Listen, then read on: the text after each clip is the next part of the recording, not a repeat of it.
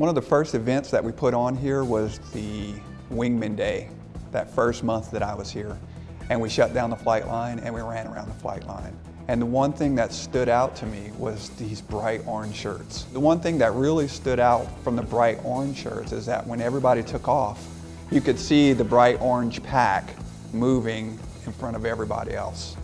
And then they turned around and went back and encouraged the rest of the team that didn't have the orange shirts to get back on and finish up strong. So it was pretty impressive. 99 Club, basically I went to the PTLs of the squadron and we wanted to motivate the rest of the squadron to have just more 90s, and we want one of the highest percentages in the base. Someone along the line said, hey, let's do this t-shirts for people who have a 90 or above, kind of an elite club. CE always wants to lead from the front, best of the best, so the motivation doesn't come from the top, but it comes from our peers. So if we see one of our fellow staff sergeants, tech sergeants, A1Cs getting that 90, that might motivate more of the squadron to do the same. It feels like anything is possible. To be honest with you, it's corny as it sounds, but coming from somewhere where I didn't even work out before I enlisted to exceeding the standards, it's like an amazing feeling. Coming out of basic, I scored an 86, and every test after that was below a 90. I think my last test before I had my 93 was 89.4, and that was like frustrating, of course, because it's like almost there but not quite there. When Colonel Tonneberg came in and implemented this 90 and above club, it was like, I have to do it. I have to do it for myself. I have to do it for my shop, and very important for me to get that 90. Outside help it does so many things. The one thing that it's hard for you to do by yourself is accountability. On any day, any one of us, anybody on this base can say, I'm too busy for that at any time. But when you have people who are relying on you to be there, to be part of an event, you make the time for it.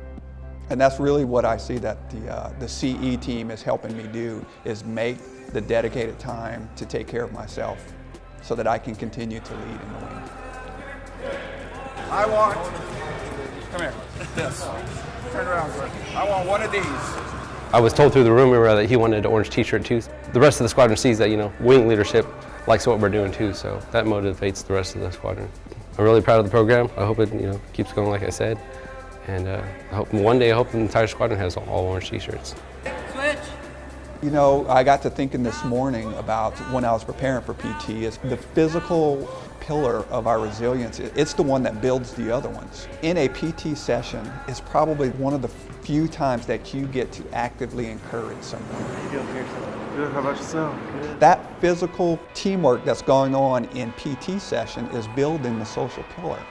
So that if an airman has a problem, that if they can do it in this area, it's a pretty good probability that they're going to be able to do it in another environment also. You got all of these voices in your head that says, man, that's a lot, I can't do it anymore, I want to stop. Your PTLs are giving you an environment that's harder than a PT test to wash out that mental voice in your head and give you a new voice that says that you can do this thing that you've practiced. And then lastly, the spiritual. In those PT sessions, sometimes you're calling out to the one that you believe just to help you get through it.